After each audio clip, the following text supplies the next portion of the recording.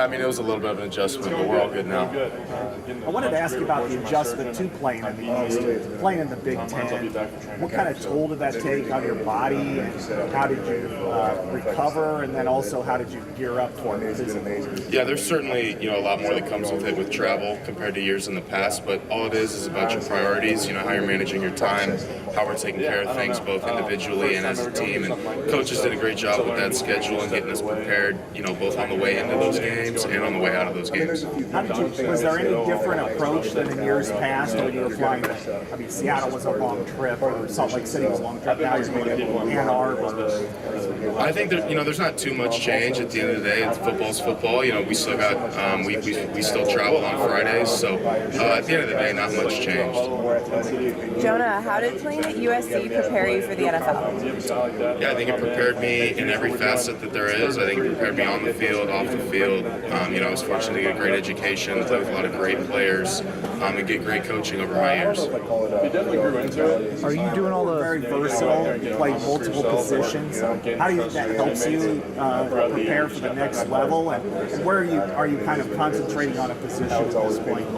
Yeah, I think that helps you as an athlete. It helps you as a football player and your understanding of the game, and especially the position of the line and the different intricacies and techniques of each position. But ultimately, I know I'll play inside at the next level and most likely center. Are you doing all the drill work and testing this week, or? That's the hope. I did tweak my hammy a little bit ago, so we're going to see where that's at come performance day. Game time decision? Yes, sir. Okay. Is there anything, if you're full go, is there anything you think you're going to surprise people with, or a certain aspect of this performance you're looking forward to? We'll have to see on Sunday. Thank you. You said center. Is there anything particularly there that you think you do really well over guard that you think you do better? Yeah, I mean, I think there's different details of each position. In center, you are the lead man of that unit. You're responsible for making all the IDs, all the calls, things like that. You're directly on the line of scrimmage, right? You don't have that depth off the ball that you have a guard and tackle. So there's definitely some differences, and I think it's something that suits me well. In your meetings with NFL teams, what kind of questions have they been asking you? Yeah, I think every team has a bit of a different approach, but usually it's either something about life, something about football, something about retaining information. Right, each team kind of has a different emphasis, but they've gone well. I want to ask you about a former teammate of yours, Miller Moss. You played with him for started most of the season with you. What kind of player is he, and how do you think he'll perform this year? I think Miller's an incredible player, and more important than that, he's an incredible person and works his tail off. He's got a great work ethic, very detailed individual, so I've got the utmost belief and confidence in him moving forward. What did you learn from being a captain? 2 years of not really playing, and he came in one day. I learned a lot from being a captain, especially my time at USC. I had to have a lot of talks with Coach Riley and Coach Henson about my role as a leader and the growth that I had to take as a person. To become the leader that I did, I was a captain for these last 2 years, and I'd say my leadership styles in each of those 2 years was different. So I'm continuously growing as a person and as a leader. How did your leadership style differ from year to year? Yeah, I think when you're young, a lot of it is about being able to do everything the right way. Like you're learning to be the best player you can be and gain as much experience as you can be. So a lot of that comes more from the work and leading by example. Coming to understand as you get older that leading is really about being vocal, holding other guys accountable, pushing everyone on the team towards that common goal. To do that, you really have to have a vocal presence within the team. Jonah, have you met the Houston Texans while you're here? Just go get it, Yes. Okay. Yes. A lot of meetings. Jonah, I would say sorry, did you tweak your hamstring just working out for this combine, for the combine? Or, Yes. And who do you watch in the NFL or college? Yeah, I think there's a lot of great people to watch in the NFL, both because of scheme or because of individual players. I think especially for centers, I think some great guys to watch. Frank Ragnow and Eric McCoy, Tyler Linderbaum. Really like watching Joe Dolman, Mitch Morse, and then he just retired, but Zach Martin's a great guy to watch regardless of position. Having overlap with Amir Rob, what do you take from him being a teammate and just a football player? Yeah, so we overlapped. My true freshman year was his last year, and he definitely set the example of what it means to be a Trojan, what it means to be a pros pro. He was a great leader for us, a great teammate, and his work ethic is second to none. So coming in, seeing that it looks like that was really helpful as a young guy. Combined former teammates, something about Bear Alexander and what makes him tough as an opposing nose tackle. Basic practice. Yeah, I mean, Bear's an incredibly talented player. He's got a lot of tools to his use, so he's just got to do a great job and keep working hard and keep using those, because if he can use those and get his full potential, he'll be a great player. What makes Emmanuel Pregnon so effective at guard? What's unique about his skill set that makes him?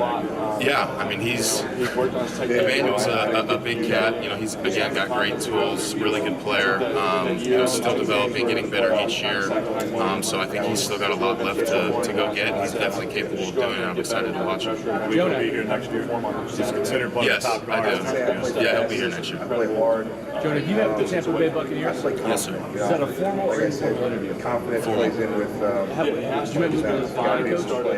Coach Carver, I did not. Did you meet with Jason Light? You met with Jason Light, Ty Bowles, and the front office? I can't exactly recall who was in that meeting, but yes, sir, it was a good interview. Jonah, you were telling me that Caleb was a great leader at USC because he really got to know the guys. He was a personable dude. What were some of the ways in which, you know, he came and was a leader off the field in those personable ways? Yeah, I think, especially with us as O-linemen, we're a bit of a different dynamic, and he did a great job of just like, hey, let's go hang out today, let's go get food at this place, let's go try something here. Like, he's a great guy to just get to know, and he did a great job of getting to know everyone on the team, building those relationships, building that camaraderie, both with himself as a leader for the team, but also just a friend off the field. Jonah, The strongest part of your game. Yeah, I'd say it's my athletic ability, my instincts. Which system do you think you can fit in the best? I think any system. Jonah, if you were to ask you like your reason why do you play? What would you say? I mean, I think there's lots of reasons why. There's obviously extrinsic motivation, intrinsic motivation, but at the end of the day, I think the reason that I get up, the reason you do all these things is to be the best and to not let the people around you down, right? It's to let all your teammates, all your coaches, everyone else that pours into you, all your family, everyone that's got you to this point, to make them proud and not let them down, and do your job every single day for those reasons. Jonah, what would you tell? An NFL general manager that's been the draft pick. What type of player are we going to get? I think you're getting a leader, you're getting a guy with a great work ethic, you're getting an athletic player with great instincts, great football intelligence, you're getting a guy that's still getting better, and you're getting a guy that just wants to do anything to win. Jonah, what would you tell a young player on why they should go to USC? Start losing starters like that, it's hard to keep going. So the first couple of weeks were really tough on me. I would tell a young player that they should go to USC because it's the best combination of athletics and academics in the country, on top of a great network and a great location, obviously. I mean, the staff that we've got in place is incredible, and they can come be a part of something special and turn that place around and go win something. Jonah, what was your favorite film study moment where you saw something on tape leading up to a game and it manifested in a great play for you in game? Yeah, I mean, this would go back. The first one that comes to mind is back in 2022. We had a pretty good unit that year, and so we were all really dialed into film study and things like that. And it was a certain blitz we saw against Fresno State, and the second we saw it, we all alerted the quarterback. Caleb got a check from the sideline. We all checked the run play into the blitz, actually, and then Travis Tye scampered off for a 35-yard touchdown. So that was a real fun moment. I mean, we all saw it in film. The second we all saw it on the field, it all clicked and ended up in an explosive run for a touchdown.